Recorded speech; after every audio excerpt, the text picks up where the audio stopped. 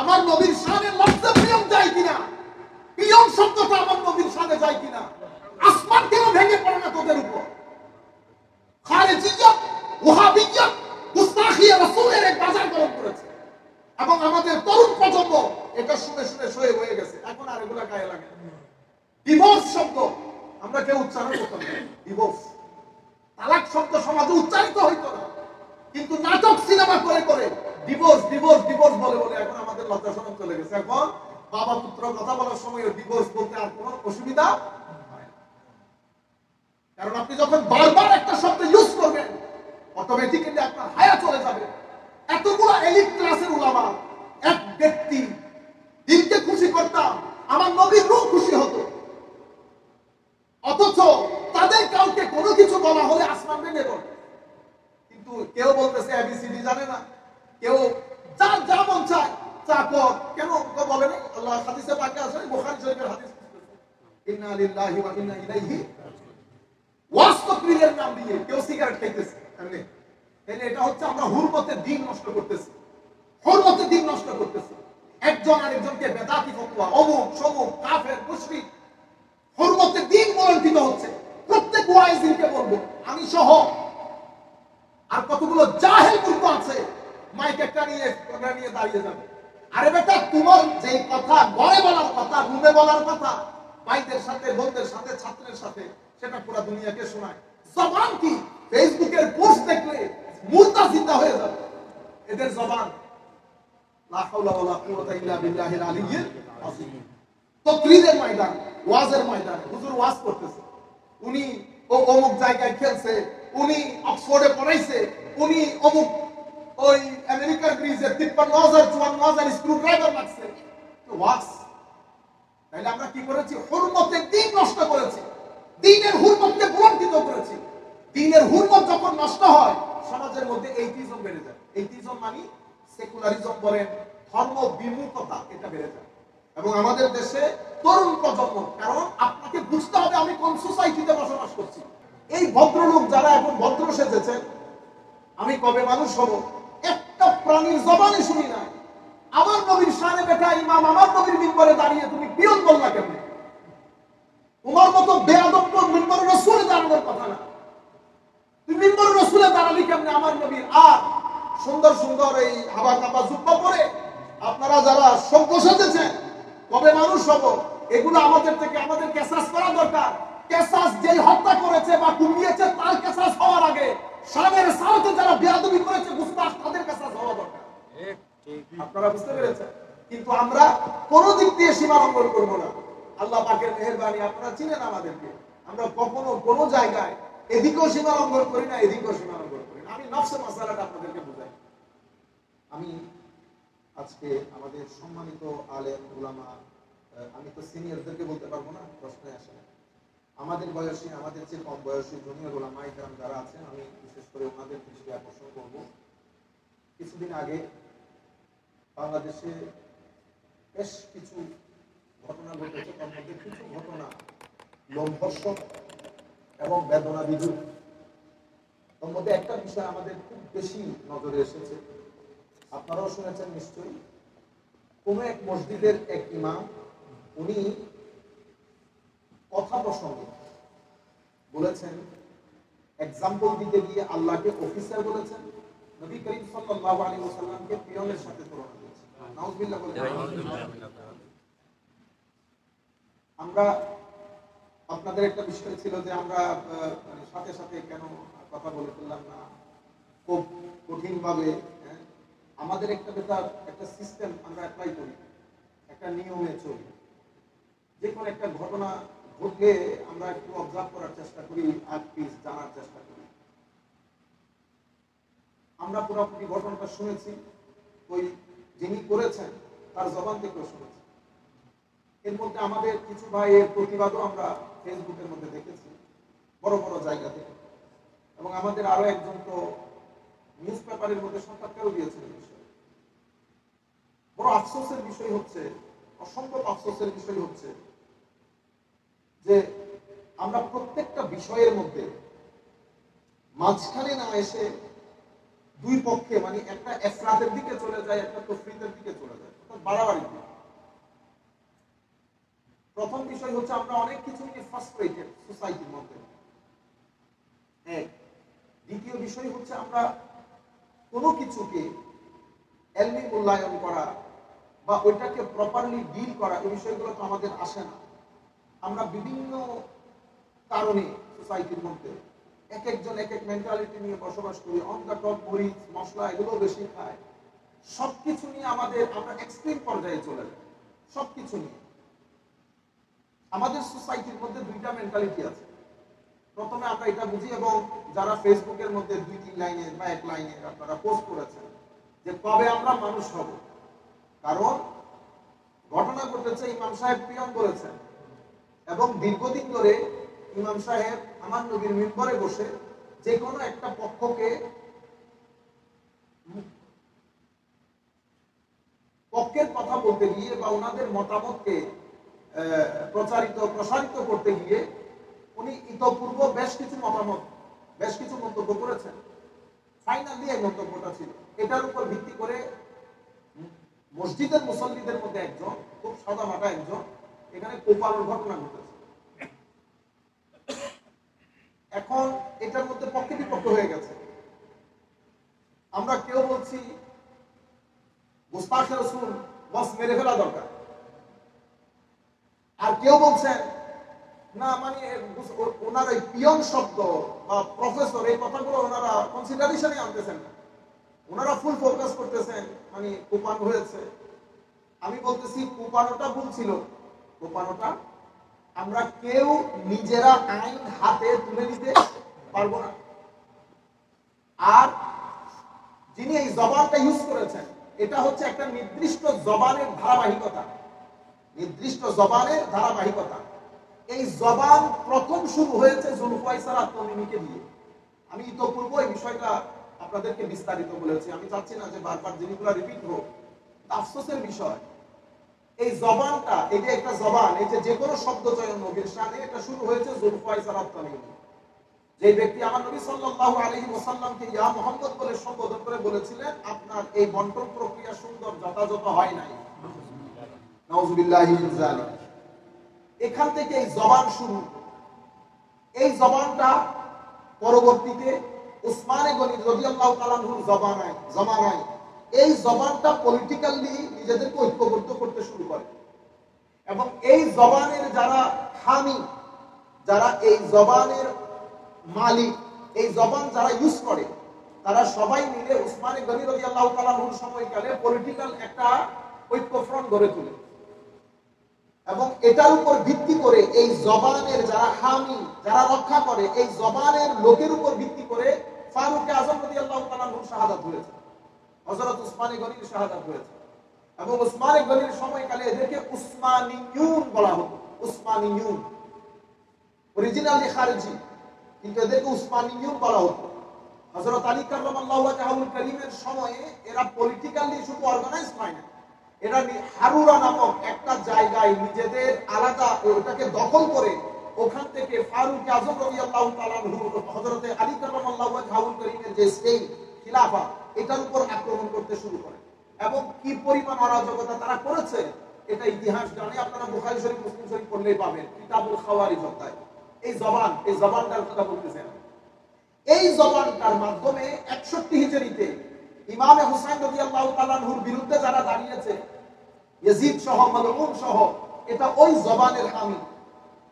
এই জবানটা এরপরে 300 হিজরিতে ইমাম ইবনে জাওজি রাহমাতুল্লাহ আলাইহির সময়কালে এই জবানটা নিজেদেরকে এই আসল মুসলমান দাবি করে তারা আল্লাহ রাব্বুল আলামিনের শানে, রাসূল পাকের শানে এই ধরনের লফজ ইস্তেমাল করা শুরু করেছে। আল্লাহর হাত আছে, পা আছে, নাউযুবিল্লাহ। এই জবানটা শেখ ইবনে তাইমিয়ার হাত ধরে পরবর্তীতে সৌদি আরব হয়ে ওয়াহাবি মুভমেন্ট গায়ে নিয়ে এই মুভমেন্টটা, এই জবানটা এখন আমাদের দেশে বিস্তৃত। সময়ে সময়ে এই জবান আপনি দেখবেন, এই যে আমার নবীকে লা হাওলা ওয়ালা কুফর না বাসত, আমি এগুলো বলতে চাচ্ছি না। এই যে লফজের চাকর, আমার নবী এবিসিডি জানেন না, হযরত খাদিজাতুল কুবরা ইনট্যাক্ট না, এই ভদ্রলোক যারা এখন ভদ্র সেজেছেন, আমি কবে মানুষ হব, একটা প্রাণীর জবানে শুনি না। আমার নবীর শানে বেটা ইমাম আমার নবীর মিম্বরে দাঁড়িয়ে তুমি পিয়ন বললা কেমনে? তোমার মতো বেয়াদব মিম্বরে রাসূলে দাঁড়ানোর কথা না। তুমি মিম্বরে রাসূলে দাঁড়ালি কেমনে আমার নবীর? আর সুন্দর সুন্দর এই হাবা কাপা জুব্বা পরে আপনারা যারা সভ্য সেজেছেন, কবে মানুষ হব, এগুলো আমাদের থেকে আমাদের কেসাস করা দরকার। কেসাস যেই হত্যা করেছে বা কুপিয়েছে তার কেসাস হওয়ার আগে শানের সাথে যারা বেয়াদবি করেছে গুস্তাখ তাদের কেসাস হওয়া দরকার। আপনারা বুঝতে পেরেছেন? কিন্তু আমরা কোন দিক দিয়ে সীমা লঙ্ঘন করবো না। আল্লাহ পাকের মেহেরবানি, আপনারা চিনেন আমাদেরকে, আমরা কখনো কোনো জায়গায় এদিকেও সীমা লঙ্ঘন করি না, এদিকেও সীমা লঙ্ঘন করি না। আমি নফসে মাসালাটা আপনাদেরকে বুঝাই। প্রথম কথা, যারা ফতোয়া চেয়েছেন, আমি আপনাদেরকে বিনয়ের সাথে অনুরোধ করব, আমি ফতোয়া দিতে পারবো না, কারণ আমি মুফতি না। আমি যখন বলেছি আমি মুফতি না, তো বাংলাদেশে এখানে যত ওয়াজ কালাম করে ওনারা ফতোয়া দিতে পারবেন না এই বিষয়ে। আমাদের এখানে, আমি প্রথমে একাডেমিক কথাটা বলেছিলাম, আমাদের এখানে মাযহাবে হানাফি বা উলামায়ে কেরামের মধ্যে যে ফকি যে তবাকা যারা ফতোয়া দেন, এদের 7টা তবাকা আছে, 7টা তবাকা।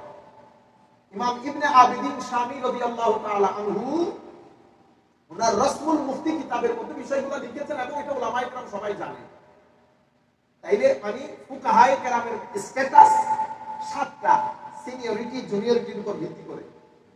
সবচেয়ে টপ হচ্ছে ওই সমস্ত মুজতাহিদ যাদেরকে বলা হয় মুজতাহিদ ফি শারঈ, শরীয়তের মধ্যে মুজতাহিদ, যেমন 4 মাযহাবের 4 ইমাম, এরা হচ্ছে টপ একেবারে। আচ্ছা, এরপরে হচ্ছে মুজতাহিদ ফিল মাযহাব। মুজতাহিদ ফিল মাযহাব কারা? যেমন আমাদের হানাফি মাযহাবের মধ্যে ইমাম আবু ইউসুফ, ইমাম মুহাম্মদ, ইমাম জুফর, ওনারা হচ্ছেন মুজতাহিদ ফিল মাযহাব, দ্বিতীয় তবকার মুফতি। তৃতীয় তবকার মুফতিকে বলে মুজতাহিদ ফিল মাসাইল। মুজতাহিদ ফিল মাসাইল মানে যেই সমস্ত ফিকহ ফতোয়ার ক্ষেত্রে মুজতাহিদ ফি শারঈ কেরামের স্পষ্ট কোনো নাস টেক্সট নাই, ওই বিষয়গুলোতে যারা ইজতিহাদ গবেষণা করে ফতোয়া বা হুকুম দেন ওনাদেরকে মুজতাহিদ ফিল মাসাইল বলে। এতটুকুনের মধ্যে টপ সিনিয়রিটি মানসাব খাতাম, এরপরে নিচের তবকার দিকে চলে আসে। এরপরে আমরা আসহাবুত তারজিহ বলে কাউকে, আসহাবুত তাখরিজ, আসহাবুত তারজিহ, আসহাবুত তামিজ, যারা তাখরিজ করে এদেরকে আসহাবুত তাখরিজ বলি। মাসলা মাসাইলগুলো কিতাবপত্র থেকে ডিরাইভ করে, আসহাবুত তাখরিজ বলি। আসহাবুত তারজিহ একই মাসলার মধ্যে কয়েকটা হুকুম, একই মাসআলার মধ্যে, এখানে আমি কোন হুকুমটাকে প্রেফারেন্স দেব, কোন হুকুমটা প্রাধান্য পাবে, এই কাজটা যারা করেন তাদেরকে আমরা আসহাবুত তারজিহ বলি। এরপরে আসহাবুত তামিজ আছে। তাহলে ফুকাহায়ে কেরামের মধ্যে 7টা তবকা আছে, 7টা তবকা। আপনি যিনি ফতোয়া দিচ্ছেন, আপনি বেটা নিজের দিকে তাকাবেন আর এই 7 তবকা সাথে রাখবেন, আপনি কোন তবকার মধ্যে পড়েন। প্রথম 3 তবকা তো প্রশ্নই আসে না, এরপরে তাখরিজ প্রশ্নই আসে না। তারজির ক্ষেত্রে আপনি ভালো করে দেখবেন বেটা, আজকে কিতাবপত্রগুলো নিয়ে বসে দেখবেন, আমরা যার কিতাব পড়ি মাদ্রাসার মধ্যে ইমাম হেদায়াত ইমাম মারগেনানি রাহমাতুল্লাহি আলাইহি ওয়া রাফা'না বিউলুমিহি ফি দারাইন, আমিন, ইমাম মারগেনানির তবকা কোনটা সেটা একবার চেক করবেন। ইবনু আবিদিন শামী রাদিয়াল্লাহু তাআলা আনহু উনার তবকা কোনটা সেটা একবার খেয়াল করবেন। এরপরে দুইজনের সাথে আপনাকে মিলাই দেখবেন। আপনারা যখন সবাই ফতোয়া দেওয়া শুরু করেন, দেখেন আমরা কেউ বাচ্চাদেরকে আলিফ বা পড়াই, উনিও কিন্তু মাওলানা সাহেব। আমরা কেউ জুমার মসজিদে খুতবা দেই, উনিও মাওলানা সাহেব। আমরা কেউ মাদ্রাসার মধ্যে আলিম ফাজিল কামিল পর্যন্ত পড়ান, উনিও আল্লামা সাহেব। কেউ ফিকা পড়ান, কেউ হাদিস পড়ান, প্রফেসর। কিন্তু এই যে তবকাগুলা ভাগ ভাগ, এখন এগুলার মাধ্যমে একজন যে ফেকা ফতোয়া দেওয়ার যোগ্য হয়ে যাবেন এমনটা না, এটা আলাদা একটা বিষয়। এখন সমস্যা হচ্ছে দুটি জিনিস আপনারা মাথায় রাখবেন এবং আমাদের সকলের মাথায় রাখা দরকার। যদিও এটা দুইটা জিনিস, কিন্তু এটা এক জিনিসের দুই নাম বলতেছি আমি এখন। একটা হচ্ছে হুরমতে দ্বীন আর একটা হচ্ছে হুরমতে রাসূল সাল্লাল্লাহু আলাইহি ওয়াসাল্লাম। তাইলে হুরমতে দ্বীন রক্ষা করা আমার উপর ফরজ, অনুরূপ ভাবে আমার নবীর হুরমত রক্ষা করা আমার উপর ফরজ। কিন্তু দুইটা এক জিনিস। বা হুরমতে দ্বীন, যেমন নামাজ, দোয়া, তাসবিহ, তাহলিল, দ্বীন, ইসলাম, ইহসান, শরীয়ত, তরিকত, সব মিলে দ্বীন। দ্বীন যত জিনিসের উপর, দ্বীন যত জিনিসকে ইনক্লুড করে, সবকিছু মিলিয়ে দ্বীন। দ্বীনের হুরমত আমি রক্ষা করতে হবে। আমি কি দ্বীনের হুরমত রক্ষা করছি? আমার মা বোনরা যখন গায়ে হলুদের অনুষ্ঠানে অরাজকপূর্ণ অশ্লীল কাপড় চোপড় পরে, মুসলমানি নাম ধারণ করে, আগুন, হাবি জাবি এগুলা দিয়ে আপনি মুসলমান পরিচয় দিয়ে আপনি নেকার আয়োজন করে যখন কাজগুলা করবেন, আপনি হুরমতের দ্বীন নষ্ট করেছেন, দ্বীনের হুরমতকে ভুলণ্ঠিত করেছেন, হারাম হয়েছে আপনার উপর, লানত করে এগুলোর কারণে। আচ্ছা, আমি ওয়াজের ময়দানে বসে ওরে বাপ্পা ওরে সিটার, আপনি কি করেছেন? দ্বীনের হুরমত নষ্ট করেছেন। কেউ সিগারেট খাওয়া দেখাচ্ছেন, কেউ নায়িকাদের কিচ্ছা কাহিনী বর্ণনা করছেন, কেউ অতি মডার্ন ইংরেজি ভাষায় কথা বলেন না, উনি ভাবখানা এমন যেন অক্সফোর্ড থেকে নেমে এসেছে। উনি আবার রবীন্দ্রসঙ্গীত পরিবেশন করেন, কেউ আধুনিক সঙ্গীত পরিবেশন করেন। এগুলা করে আমার নবীর রেখে যাওয়া দ্বীনের হুরমত ভুলণ্ঠিত করেছেন। আল্লাহ, আল্লাহ রাসূল, আল্লাহর ইজ্জতের কসম করে বলতেছি, প্রত্যেক ব্যক্তিকে জবাবদিহি করতে হবে। আমি করলে আমাকেও জবাবদিহি করতে হবে। এবং যারা এই সমস্ত ভিডিওগুলো আপনাদের ফেসবুকে শেয়ার করেছেন, শুধুমাত্র রাজনীতির খাতিরে, শুধু রাজনীতির খাতিরে, কেউ কথা বলেন নাই। কারণ প্রত্যেকে পার্লামেন্টে যেতে চাচ্ছেন, সেই কারণে সাপে নেউলে একসাথে হয়ে গেছে। যারা পুরো জিন্দেগি কিতাব লিখেছে এই সমস্ত আইডিওলজির বিরুদ্ধে, যাদের বাপ দাদা, যাদের পরদাদা, যাদের আসাতেজায়ে কেরাম শত শত কিতাব লিখেছেন এই সমস্ত আইডিওলজির বিরুদ্ধে, তারা এখন একসাথে বসে মিটিং করতেছে। ঘটনা কি? শুধুমাত্র ওই পার্লামেন্টে বসার জন্য। সবকিছু জায়েজ হয়ে গেছে। আফসোস, আমি সাদাকে সাদা, কালোকে কালো বলতে পারবো না। আমি সোমবারকে সোমবার বলতে পারছি না। মজলিসের নামে, মাহফিলের নামে, তাফসীরে কোরআনের নামে আমি যা কিছু করার করেছি, তাফসীর আপন জায়গায় রয়ে গেছে, মিল্লাত উম্মাহ আপন জায়গায় রয়ে গেছে। আমার নির্দিষ্ট একটা টার্গেট বাস্তবায়নের জন্য শুধুমাত্র কোরআনকে ঢাল হিসেবে ব্যবহার করে আপনারা কেউ 10-12 জন মিলে প্রশ্ন তৈরি করেন, সেই প্রশ্নগুলো উত্তর সহ লিখে সাইটকে দান করেন, সাইট ঘুমটা দিয়ে এসে ভিডিও করেন, এরপর এগুলো প্রচার করেন। উদ্দেশ্য কি? যে কোনো মূল্যে বাংলাদেশের মন্ত্রে মন্ত্রে আমার আইডিওলজি যেন ঢুকে যায়।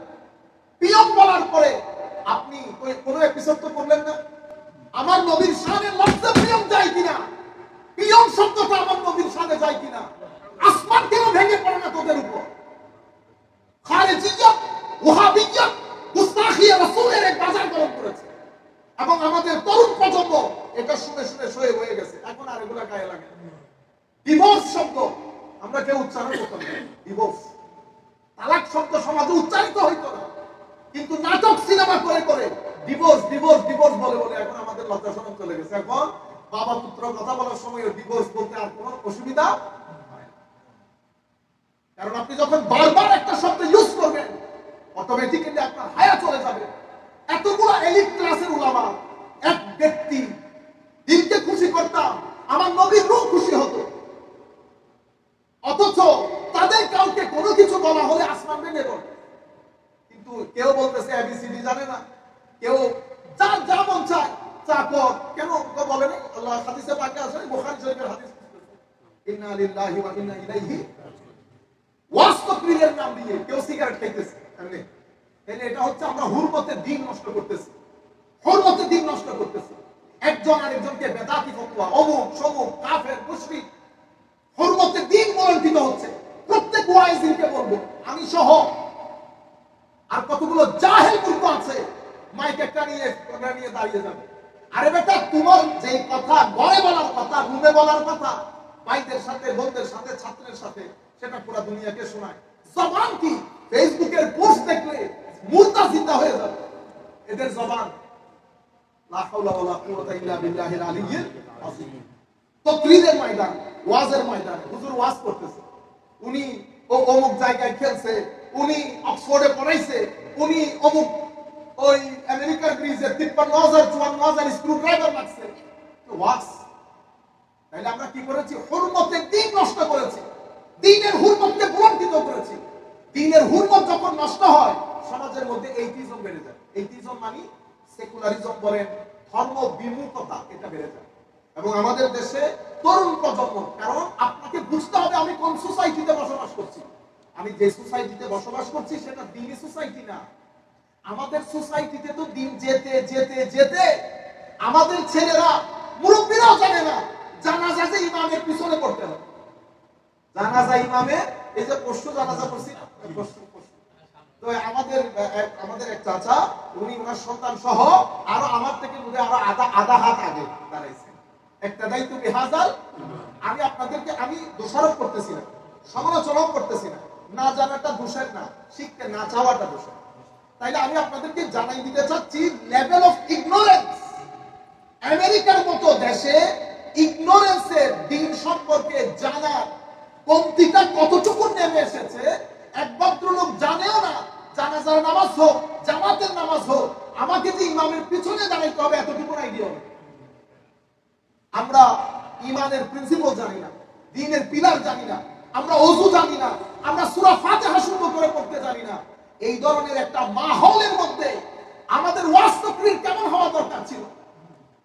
আমরা ঘৃণার ছড়াছড়ি বাদে আল্লাহর ইজ্জতের কসম, কিয়ামতের ময়দানে কেউ নড়াচড়া করতে পারবো না, আমি সহ কেউ নড়াচড়া করতে পারবো না। আসলে আমরা শুদ্ধ হই। আমাদের উপর জাতির অনেক কিছু এখনো জাতিকে দেওয়ার আছে। তরুণ প্রজন্মের উলামায়ে কেরামকে বলবো, আল্লাহর ওয়াস্তে পড়েন, অতঃপর পড়েন, অতঃপর পড়েন, এরপরে সিজদা দেন, এরপরে বাহিরে আসেন তাকরীরের জন্য। এটা হাসি মজাকের জায়গা না। এক তাকরীর, এক ওয়াজ দিয়ে পুরো নবীর ওয়াজ শেষ, এক ওয়াজ দিয়ে পুরো নবীর সানি শেষ। একই কথা এক ব্যক্তির পক্ষে 4-5 স্টেজে বলা কিভাবে সম্ভব? একই ওয়াজ, একই ক্যাসেট, 50,000 টাকা যাবো না, 70 ছাড়া যাবো না। প্রত্যেক আর কিছু তো আছে এলি, আবার ফর্ম ফিল আপ করতে হবে। 1 লাখ, 1.5 লাখ, 2 লাখ নেন টাকা। না নিলেও বাঙালির ঝামেলা, না নিলে দিবে না কেউ, না বললেও কেউ দেয় না। না দেবে কেমনে? আপনারা যা করার সব আমার মতো হয় না, বেকুব। বুঝতে পেরেছেন? আমি আপনাদেরকে যেটা বলতে চাচ্ছি, আল্লাহর ওয়াস্তে পড়েন।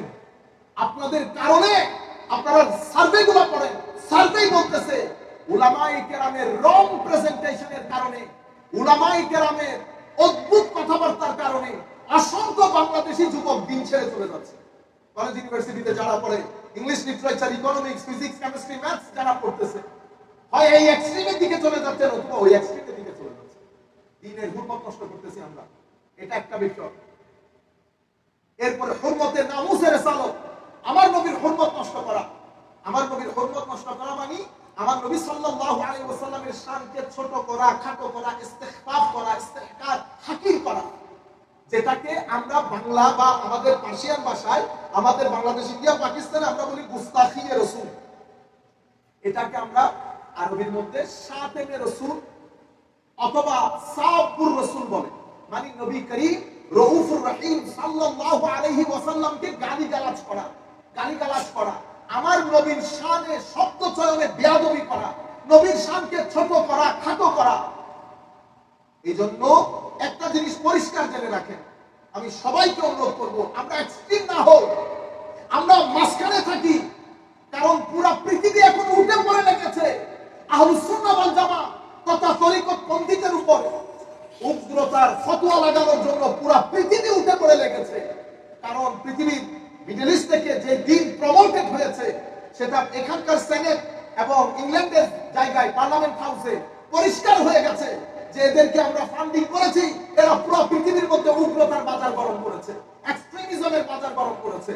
পৃথিবী তাদের কারণে শঙ্কিত না, পৃথিবী খুব ভয় করে সুফি ইসলামকে, তরিকতপন্থীদেরকে। কারণ এদের ভদ্রতা, এদের আখলাক, এদের তাকওয়া, এদের পরহেজগারি, এদের নূর, এটার মাধ্যমে মানুষ ইমপ্রেসড হয়। ফিলাডেলফিয়ার বাবা ওয়াহিউদ্দিন রাহমাতুল্লাহ আলাইহি তার উৎকৃষ্ট প্রমাণ। আমরা অনেকে অনেক সংগঠন করেছি, হাজার মানুষের মাজমা করি, লাখো মসজিদ করেছি, কিন্তু আমরা এক বাবা ওয়াহিউদ্দিনের 1000 গুণের এক ভাগও আমরা সবাই মিলে করতে পারি না। তরিকতপন্থীদের মাধ্যমে পুরো পৃথিবীতে সেভাবে ইসলাম প্রচার হয়েছে। পৃথিবী এখন চাচ্ছে আমাদের উপর সেই উগ্রতার ধাপ্পা লাগিয়ে দিতে।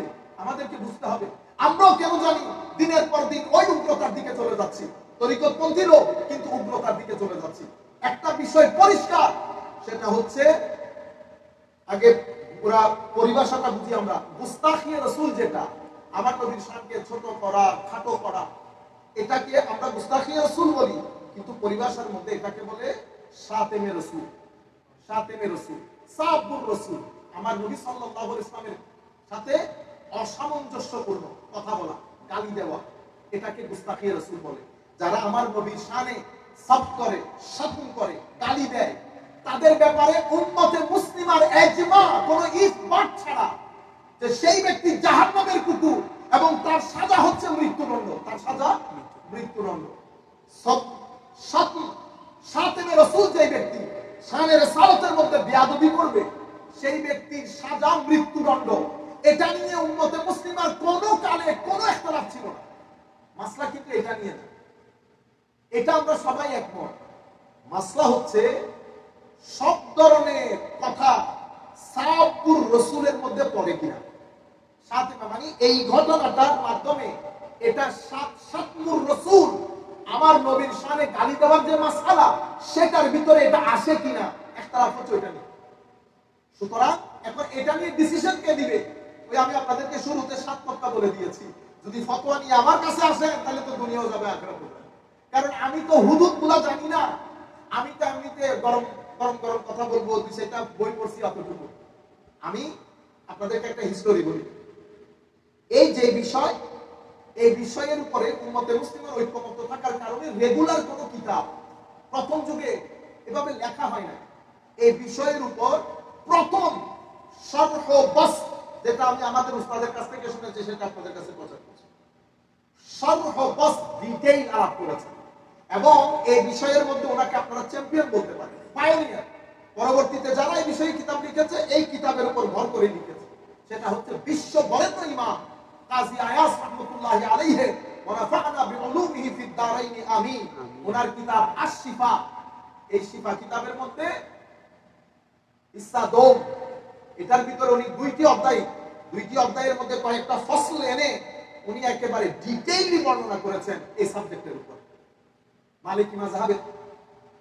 আচ্ছা, এটার পরে এই সাবজেক্টের উপরে অন্যতম কিতাব শেখ ইবনে তাইমিয়ার কিতাব আস-সারিমুল মাসলুল আলা শাতিমির রাসূল।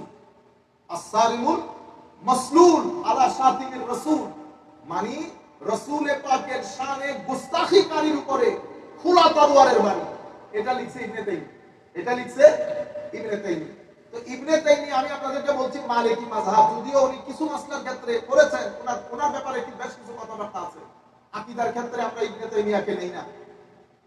আমি আজহার ইউনিভার্সিটির ছাত্র হিসেবে বলতেছি, আমরা ওখানেও নেন না, আমাদের আইম্মায়ে কেরাম, আমাদের আসাতিজায়ে কেরাম আরো বিশ্বে নেন না, কিন্তু ফিকহ ফতোয়ার ক্ষেত্রে গ্রহণ করেন। আমি যেটা আপনাদেরকে বলতে চাচ্ছি, এই বিষয়ে ওনার এই কিতাবটা উনিও লিখেছেন ডিটেইলি। এরপরে তৃতীয় কিতাব, এটা আপনি বলতে পারেন শাফিঈ মাযহাব থেকে ইমাম সুবুকি লিখেছেন। উনি লিখেছেন উনি লিখেছেন আস-সারিমুল মাসলুল, আর ইমাম সুবকি লিখেছেন আস-সাইফুল মাসলুল। উনি লিখেছেন আলা শাতিমির রাসূল, ইনি লিখেছেন আলা সাব্বির রাসূল। তাইলে ইমাম সুবুকিটা হচ্ছে আস-সাইফুল মাসলুল আলা সাব্বির রাসূল সাল্লাল্লাহু আলাইহি ওয়াসাল্লাম। এগেন একই কথা, যারা শানে রিসালাতে বিয়াদবি করবে, কিন্তু সব বিয়াদবি দিয়ে তাকফীর হয় না। আরেকটা বিষয় আপনাদেরকে, আচ্ছা আমি কিতাবের নামগুলো শেষ করে দিই। তাইলে এটা হচ্ছে তৃতীয় কিতাব। কিন্তু হানাফি মাযহাবের মধ্যে মনে রাখবেন, বিভিন্ন অধ্যায়ে, বিভিন্ন কিতাবের, স্পেশালি কিতাবুল ইরতিদাদ, রিদ্দার অধ্যায়ে, মানে ধর্ম ছেড়ে দেওয়ার যে বিষয় অধ্যায়, সেই অধ্যায়ের মধ্যে আংশিক আলোচনা তো জরুর হয়েছে। আমি বলতেছি কম্প্রিহেনসিভ বুক এই সাবজেক্টের উপরে এভাবেই ইতিহাসের মধ্যে আমাদের মুসলিম উম্মার মধ্যে লিখিত হয়েছে। হানাফি মাযহাবের মধ্যে বিভিন্ন চ্যাপ্টারের মধ্যে, স্পেশালি কিতাবুল রিদ্দা, কারণ এটার মাধ্যমে যেহেতু ধর্মদ্রোহী হয়ে যায়, সেই কারণে সাবজেক্টটা ইরতিদাদের মধ্যে চলে এসেছে। কিন্তু রেগুলার কিতাব রচনা করেছেন যখন ইবনু আবিদিন শামী, এই কিছু বছর আগে, 250-300 বছর আগে, উনি এসে দেখলেন এই বিষয়ে হানাফি মাযহাবের মধ্যে কোনো কিতাব নাই। তো উনি এই বিষয়ের উপরে পরিপূর্ণরূপে, ওনার একটা রেসাইল আছে, মানে অনেক ছোট ছোট পুস্তিকার সমাহার, এটাকে আমরা মজমুআয়ে রাসায়েল ইবনে আবিদিন শামী বলি। এই মজমুআয়ে রাসায়েল ইবনে আবিদিন শামীর 15তম রিসালা, এই 15তম রিসালার মধ্যে উনি লিখেছেন তানবিহুল গুলা ওয়াল হুকাম, তানবিহুল গুলা ওয়াল হুকাম আলা আহকামে সাইয়্যিদিল আনাম, আলা আহকামে শাতিমে সাইয়্যিদিল আনাম। এটা হচ্ছে ওনার কিতাবের নাম। অর্থাৎ হুজুর করিম সাল্লাল্লাহু আলাইহি ওয়াসাল্লামের শানে গুস্তাখির বিষয় নিয়ে তানবীহ করা হচ্ছে উলাতুল হুকাম, রাষ্ট্রপ্রধানকে। তাহলে এটা হানাফি মাযহাব, এটা প্রায় আমরা যদি হিসাব করি প্রায় বড় পেজে হলে তো 250-300 হয়। নরমালি আমরা A4 সাইজের কিতাবের প্রায় 400-450 পেজের কিতাব, যদি আমরা এটাকে রিসালা বলছি। তো এই কিতাবটা ছাপা হয়েছে, এটার পক্ষে আবার উনি নসমুল মুফতি ওই কিতাবের মধ্যে উনি এই কিতাবের হাওলা দিয়েছেন, শারহ বাস্তের সাথে ডিটেইল আলাপ করেছেন।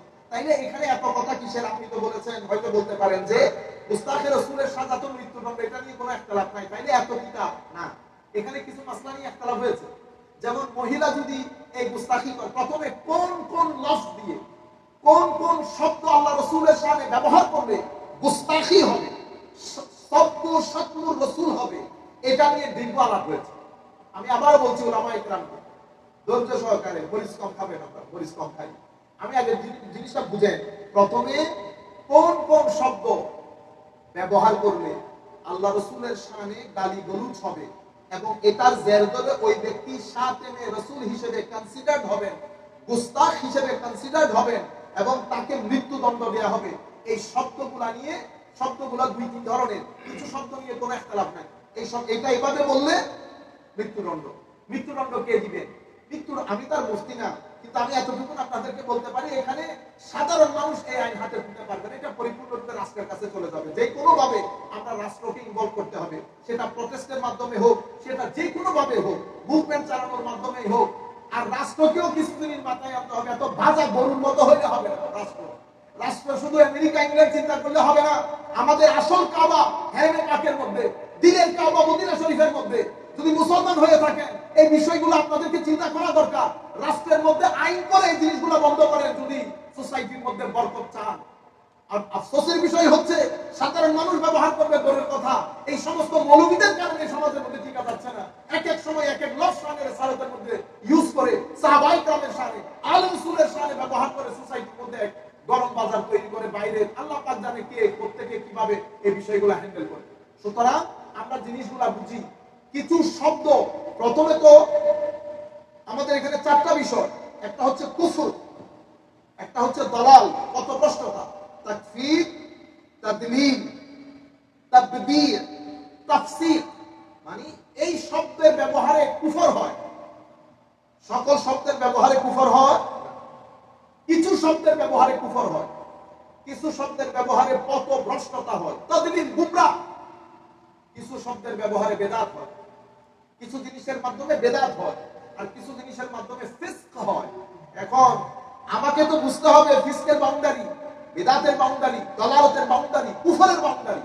এখন আপনি যদি আমার কাছে ফতোয়ার জন্য আসেন, আমি তো কোনো বাউন্ডারি জানি না, আমি সোজা কুফরের কাছে নিয়ে যাই। বিসমিল্লাহ, নো কুফরের ফতোয়া। কুফরের ফতোয়া না দিলে তো বাইরে আলো হয় না। আপনি দেখবেন, যদি আপনারা দেখেন যে হুজুর এখানে এই বিষয়ে কথা বলেছেন, অমুক বিষয়ে কথা বলেছেন, আমরা কেউ দেখবো না। যদি দেখেন যে হুজুর ওই বিষয়ে গরম হয়ে কুফরের ফতোয়া দিয়েছেন, সবাই দেখে দেখে কুফরে। এই কারণে ভিউ বেশি হয়, ভিউ বেশি হলে পয়সা বেশি। তো এটা আলাদা জিনিস। আমি আপনাদেরকে বলতেছি, আল্লাহর ওয়াস্তে ঠান্ডা মাথায় চিন্তা করেন, আমার গালি দেন পারলে কোনো অসুবিধা নেই। আমি আপনাদেরকে বলতেছি, সবকিছু দিয়ে তাকফীর হয় না, সবকিছু দিয়ে তাদলিল হয় না, সবকিছু দিয়ে তাবদীল হয় না, সবকিছু দিয়ে ফিস্ক হয় না। ফিস্কের বাউন্ডারি আলাদা, বেদাতের বাউন্ডারি আলাদা, দালালের বাউন্ডারি আলাদা, কুফরের বাউন্ডারি আলাদা। ওইভাবে আমার নবীর শানে কিছু শব্দ চয়ন কুফর, এটা নিয়ে কারো কোনো ইখতিলাফ নাই। কিছু শব্দের মধ্যে ইখতিলাফ নাই, কিছু শব্দের মধ্যে ইখতিলাফ আছে। অমুক ইমাম বলেছেন এটা দিয়ে তাকফীর হবে না, গুস্তাখি হবে না, শাতম হবে না। আর কিছু উলামা বলেছেন এটা দিয়ে শাতম হবে। এখন উলামায়ে কেরাম কোর্টের মধ্যে কেস যাবে, যেটা ফয়সালা হয়। আমি তো মুফতি না, আমি জাস্ট আপনাদেরকে বিষয়গুলো জানান দিচ্ছি যাতে মনের দরজা জানালা খুলে। আর এর পরবর্তীতে ধরেন, মানে কোন কোন মাসলার ক্ষেত্রে উলামায়ে কেরামের মধ্যে ইখতিলাফ হয়েছে।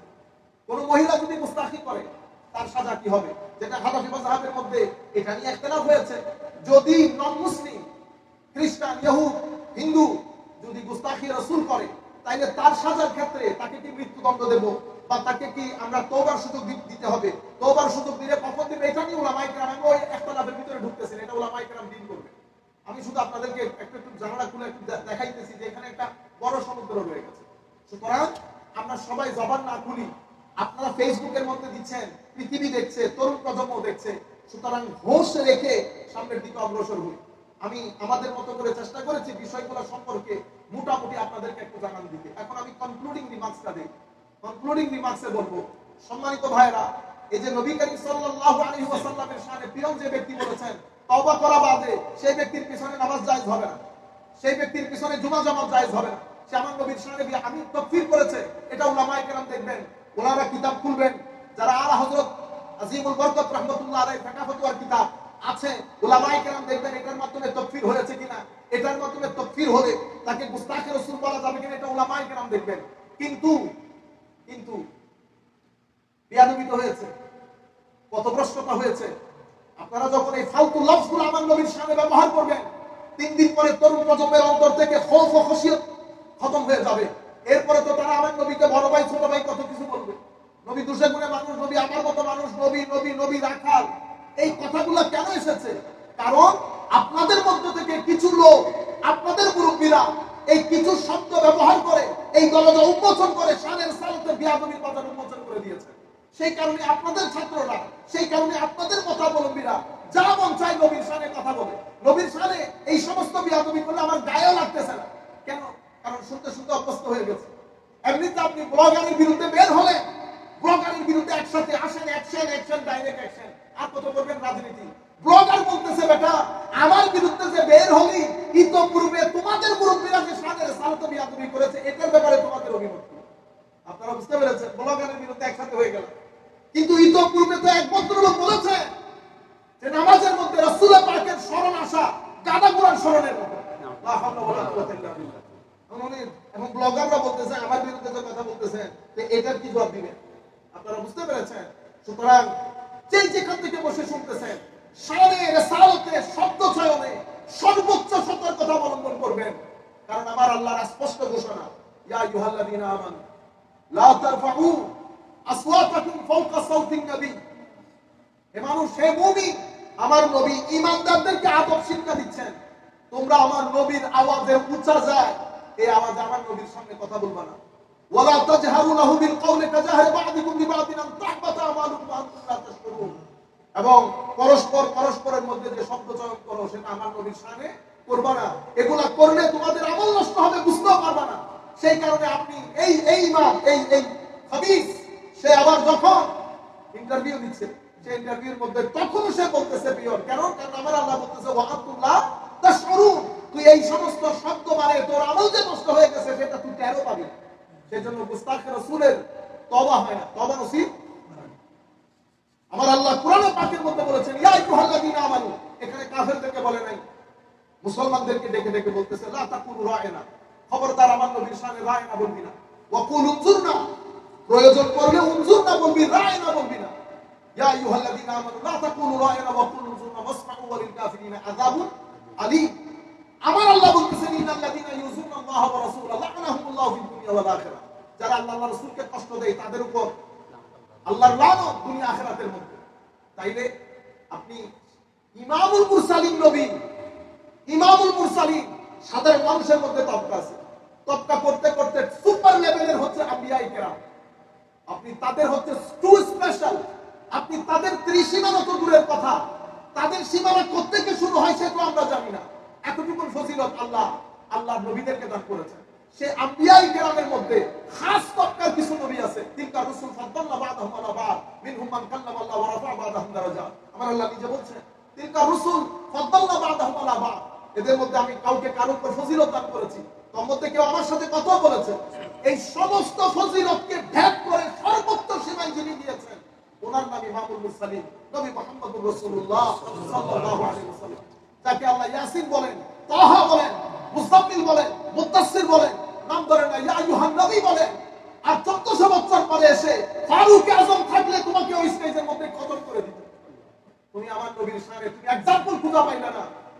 ভিতরে যখন শানের সালতের ক্ষেত্রে হেট্রেড থাকে, বুক থাকে, তখন এই জবান দিয়ে লফজগুলো বের হয়। আপনারা বলেন না কেউ স্লিপ অফ টাং হয়েছে, আজকে সাইকোলজি বুঝে একজন ডাক্তারের কাছে যাবেন, জিজ্ঞেস করবেন হুজুর স্যার স্লিপ অফ টাং কখন হয়, কেন হয়? উনি কি বলবেন আপনাকে জানেন? উনি বলবেন ব্যাক অফ মাইন্ডের মধ্যে যেটা প্রিজার্ভ করা থাকে সেটা স্লিপ অফ টাং হয়ে জবান দিয়ে বের হয়। কিন্তু ব্যাক অফ মাইন্ডের মধ্যে বিয়াদবি রাখলি কেন? বাবাকে বলতে পারে কেউ কেউ, কেউ যদি বাবারে বাবা পিয়ন হলেও তো পিয়ন বলা বিয়াদবি। মা, আমার মা যদি কারো ঘরে কাজ করে সে বলতে পারবে আমার মারে চাকরানি, তুই বলতে পারবি চাকরানি, তুই বললে তোরে বিয়াদব বলা হবে, আর বিয়াদবের সাজা আল্লাহ জাহান্নামের মধ্যে রেখেছে। মনে রাখবেন, মার সাথে বিয়াদবি করলে বিয়াদব, রাসূলের পাকের সাথে বিয়াদবি করলে কাফের।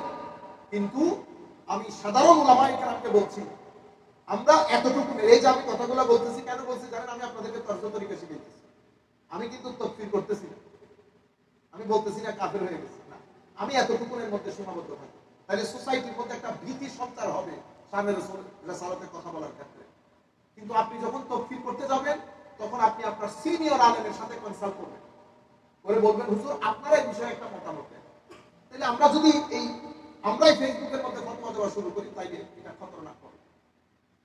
আল্লাহ রাব্বুল আলামিন আমাদের হামিয়া নাসির হোক, মাওলাই করিম আমাদেরকে কবুল করুক, ভুল ত্রুটি আল্লাহ রাব্বুল আলামিন ক্ষমা করুক, আমাদেরকে আমাদের আয়েন্দা নসলকে এই খারিজিয়তের গণজোয়ার থেকে রক্ষা করুন, আমিন। এই প্রথম আমি তরুণ প্রজন্মের উলামায়ে কেরাম আপনারা জিজ্ঞেস করেন হুজুর খারিজিয়তের হঠাৎ করে এত প্রভাব, ইবনে তাইমিয়া প্রমোটেড হচ্ছে এই সৌদি আরব হুকুমতে আসার পরে প্রথম সুযোগটা পেয়েছেন ওনারা, এই এখন যা মন চাই যেভাবে মন চাই করতেছেন। দোয়া করেন আল্লাহর দরবারে আল্লাহ রাব্বুল আলামিন যেন আমাদের হামিয়া নাসির হোক।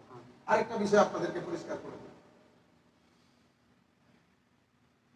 আমাদেরকে যখন ফর এক্সাম্পল আমাকে যদি এখানে কেউ এসে জিজ্ঞেস করে কোন নন মুসলিম যে আপনি কি মুসলমান, আমি কি বলবো? আমি আই এম এ মুসলিম, এটাই তো বলবো, নাকি বলবেন আই এম এ সুন্নি? সুন্নি বললে এটা বুঝাইতে পারবেন আপনি সুন্নি? হ্যাঁ, আপনি পুরা জিন্দেগি যদি বুঝান এর আপনি সুন্নি বুঝাইতে পারবেন। এর জন্য হচ্ছে আমি আই এম মুসলিম। আপনারা যদি জিজ্ঞাসা ওয়ার আর ইউ ফ্রম, আপনি কি বলেন? ফ্রম সিলেট, ফ্রম বাংলাদেশ বলুন, সিলেট বললে বুঝবে, এবার আপনি বুঝান হলে সিলেট কি জিনিস, না আমি ফ্রম বাংলাদেশ। এরপর আমার মুসলিম ভাই যদি জিজ্ঞেস করে যে ভাই জানেন এই মসজিদটা কাদের মসজিদ, আপনি কি শিয়াদের মসজিদ বলবেন, মুসলমানদের মসজিদ বলবেন? এখন আপনি যতই নিজের বাড়ি বলেন যে আমি আসলে নিউট্রাল, আপনি কি নিউট্রাল? আপনি আমাদের আবার কেউ কেউ বলবেন এটা মুসলমানদের মসজিদ, বুঝছেন না? কিন্তু ভিতরে ভিতরে উনি আমাকে আবার মুসলমান মনে করতেছেন, উনি মনে করতেছেন উনি ঠিক আমি বেজাতি, কিন্তু বাইরে দেখাবে উনি বহুত ভালো মানে তৌহিদ করবে, বুঝছেন না? ঘটনা সেরকম না, যেটা খোলা হয়েছে সেটা খোলা হয়েছে। আপনার বাড়ির নাম কি? আমার বাড়ির নাম আজিম বাড়ি, বা আপনার বাড়ির নাম চৌধুরী বাড়ি, বা ঠিক আছে আপনি যতই ডাকতে চান এটা তো ঢাকা যায়, ঠিক আছে? তাহলে আমি বলবো এটা সুন্নি মসজিদ, এটা সুন্নি মসজিদ। এই আইডেন্টিটিটা ইমামে আযম আবু হানিফা রাদিয়াল্লাহু তাআলা আনহুর সময়কাল থেকে উম্মতে মুসলিমার মেইন স্ট্রিমের নাম দেওয়া হয়েছে আহলুস সুন্নাত ওয়াল জামাআহ। এটা আমাদের আইডেন্টিটি, এটা আমাদের আইডেন্টিটি। আমরা যেন এই আইডেন্টিটির বাইরে না যাই। এখন আপনার যদি এই আইডেন্টিটির সাথে ভিতরে কোনো কিছু থাকে তো বুঝতে হবে যে আপনার লাইন আপ খারিজিয়তের সাথে, কারণ এই আইডেন্টিটিকে সমস্ত আইমায়ে কেরাম, আমি সকলের জন্য বলতেছি, আকাল মাদ্রা ইশারা ভাষা সকলের পরিচিতি আহলুস সুন্নাত ওয়াল জামাআহ। আমি যদি বলি না এটা থাকতে পারবে না, এটা থাকতে পারবে, এটা আহলুস সুন্নাহ, এটা না, এটা না, না না, আপনারা বুঝতে পেরেছেন? এটা একটা বিষয়। আরেকটা বিষয় হচ্ছে ধরেন আমাদের তো আসলে এরকম বয়স হয়নি, আপনারা আবার বলবেন হুজুর এমনিতে বলতেছেন বহুত বয়স না, বয়স এরকম হয়, এখানে ম্যাক্সিমাম লোক আমার চেয়ে অনেক বড়, ঠিক আছে, ওইটা আমি মেনে নিচ্ছি। ধরেন আমাদের একেবারে আমাদের একদম ছোট্ট আর কি, আমাদের আর কথা বলবো আমি তার আমাদের ভাইয়ের কথা বলি বা সালেক ভাই বলি, ধরেন উনি ইমাম, মসজিদের ইমাম, তো মসজিদের ইমাম ওনার ফজিলতের জন্য এটাই যথেষ্ট, ঠিক আছে? এখন আমি যদি আইসা ওনারে বলি যে কমিটি সাহেব কই, কমিটি সাহেব এখানে সামনে থেকে সবাইকে সরাই দেন, এখানে আমি বসবো, আমি বসলে কাউকে বসতে দিব না, আমাকে কি বলবেন আপনারা? আদবের সাথে একটা ব্যয়, আদবের সাথে আদবের আগে একটা ব্যয় লফজ এসে যাবে, বুঝছেন না? সাথে আরেকটা শব্দ আসবে অ্যারোগ্যান্ট, বুঝছেন? কিছু পোস্টের ভিতরে সম্মান থাকে, কিছু পোস্টের ভিতরে সম্মান থাকে। এবং আপনি যখন আপনার মসজিদে অথবা আপনার ঘরে যেই কাজ করুন, আপনার অফিসে যেই কাজ করুন, তাদের মান সম্মান রক্ষা করা সেটা কিন্তু আপনার দায়িত্ব।